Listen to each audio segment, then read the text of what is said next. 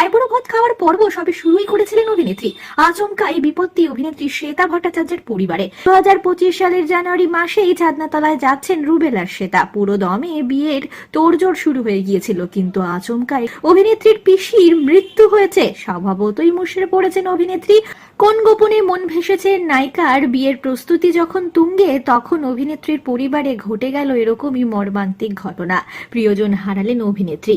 পিসির আচমকায় মৃত্যুতে অভিনেত্রীর মন স্বভাবতই খুব খারাপ। তিনি জানিয়েছেন এখন মন মেজাজ ভালো নেই, নিজেকে সামলে নেওয়ার জন্য একটু সময় দরকার। পিসি মারা যাওয়ার পাশাপাশি অভিনেত্রীর মার শরীরটাও বেশ খারাপ। বিয়ের আয়োজন নিয়ে এখনই তাই মাথা ঘামাতে চান না অভিনেত্রী। আপাতত মা দ্রুত সুস্থ হয়ে ওঠেন সেদিকেই নজর রাখছেন অভিনেত্রী।